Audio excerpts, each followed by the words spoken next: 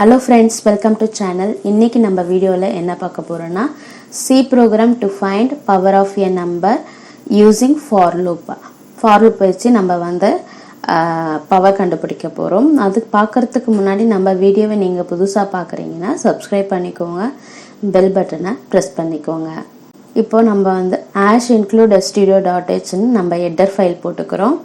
இப்போ வந்து int main open பண்றேன். ஓபன் பண்ணிட்டு நம்ம வந்து 3 வேரியபிள் கொடுக்க போறோம். அந்த 3 வேரியபிள் வந்து integer டைப், int I ன்ற ஒரு வேரியபிள், நம்பர், எக்ஸ்போனன்ட் 3 வேரியபிள் நான் கொடுத்திருக்கேன்.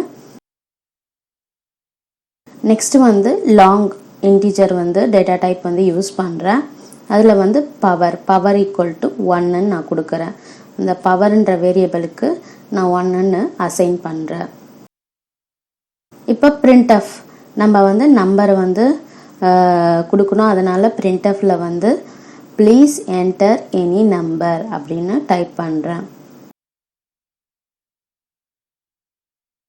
நெக்ஸ்ட் scanfல வந்து அந்த நம்பரை நம்ம ரீட் பண்றோம். நம்ம இன்டிஜர் டைப் கொடுத்தனால நம்ம %d ன்னு இங்க ரெப்ரசன்ட் பண்றோம். இங்க என் நம்பர்னு கொடுத்துக்கிறோம். நெக்ஸ்ட் வந்து எக்ஸ்போனன்ட்க்கு நம்ம பிரிண்ட் பண்ணனும். printf please enter the exponent value. நம்மளோட எக்ஸ்போனன்ட் என்ன அப்படின்றத நம்ம வந்து நம்பர் என்டர் பண்ணனும். அதை வந்து நம்ம ஸ்கேன் பண்றோம். இதுவும் இன்டிஜர் டைப் கொடுத்தனால %d exponent ன்னு நான் கொடுக்கிறேன். for loop கொடுத்துக்கிறேன். I = 1.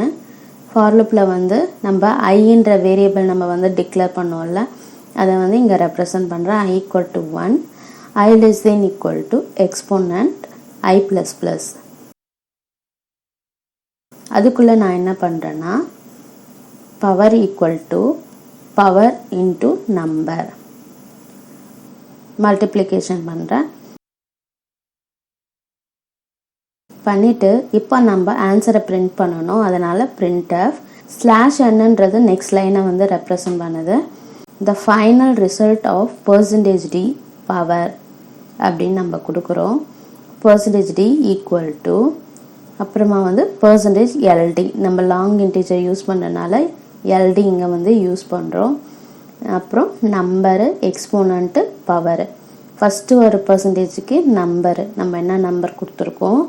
அப்புறமா நெக்ஸ்ட் %d க்கு எக்ஸ்போனன்ட். லாஸ்டா நமக்கு ஆன்சர் வந்து லாங் இன்டிஜர் கொடுத்தனால %ld அதுக்கு வந்து பவர்.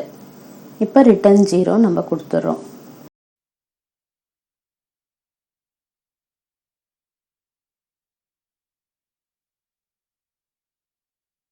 இப்போ நம்மளோட அவுட்புட் வந்து எப்படி இருக்கும்னா please enter any number நம்ம கொடுத்திருக்கோம்ல, அதுல வந்து நான் 3 ன்னு கொடுக்கிறேன். please enter the exponent valueல வந்து நான் 4 ன்னு கொடுக்கிறேன். இப்போ என்னோட ஆன்சர் வந்து எப்படி இருக்கும்னா the final result of 3 power 4 = 81 அப்படினு அவுட்புட் வரும். இப்போ நம்ம இது எப்படி process ஆகுதுன்னு பார்க்கலாம். நம்ம for loopல I = 1 ன்னு கொடுத்திருக்கோம். I <= exponent I++. இப்போ நம்ம எக்ஸ்போனன்ட்ல வந்து 4 ன்னு கொடுத்திருக்கோம். அப்ப I <= 4. நம்ம கொடுக்கிற நம்பர் வந்து 4 வர வரையும் இது வந்து லூப் வந்து process ஆயிட்டு இருக்கும்.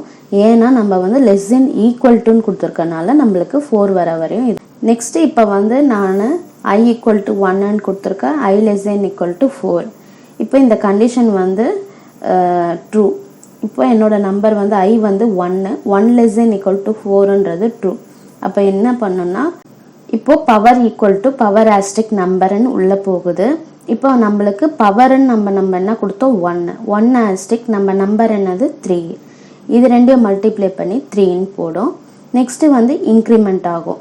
1 வந்து 2 ஆகும். இப்போ I = 2 2 <= 4. எஸ், நம்ம கண்டிஷன் வந்து ட்ரூவா இருக்கு.